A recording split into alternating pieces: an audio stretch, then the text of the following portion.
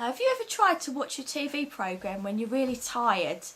Well, I did last week. I had quite a funny experience actually, because I got in from work. I think it was Friday, and Thursday, and I wanted to watch the bill because I'd taped it from the night before.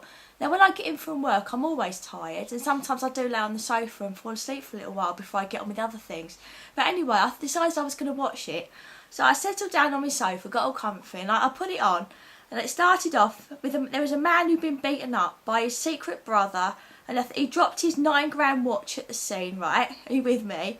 Yeah. And then he reported it stolen, and the first brother said, actually, no, I didn't steal it. He gave it to me as a payment for an old debt. So I was sitting there thinking, right, okay, I'm getting into this.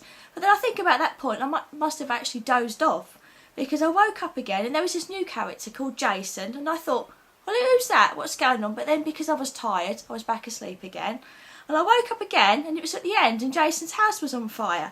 And the police were saying he must have upset someone, and it was poetic justice. So I'm thinking, well, hang on, what happened to the watch and the brothers? What's this got to do with it? What's going on? Needless to say, I've missed the important bit, and I didn't know what on earth was going on. I might as well have not watched it, actually.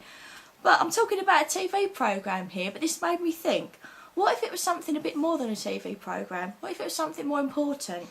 What about, for example, if the Church of Jesus Christ dozes off and misses an important bit?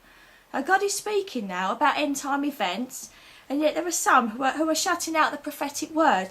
And isn't that a bit like what I did, going off to sleep instead of being awake at a time when we should be listening? Now, what will happen when they wake up like I did and they don't know what's going on? That they realise they've missed something important. And if they do wake up at all, because the Bible predicts that these days many will go down the road of apostasy.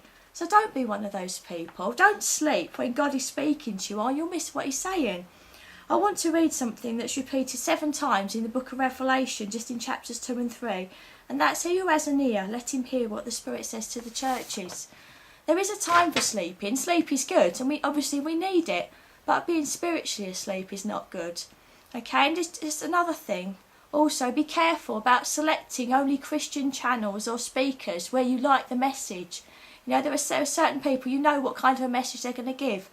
And it's okay to a point. I mean, God can and does speak through these people.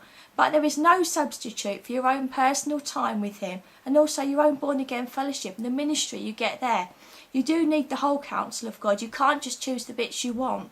Okay, and God doesn't give us prophecy for us to shun it or to sleep through it. He gives it to help us so that we do know what's going on. So stay awake and listen to what God's saying to you, and he'll bless you for it.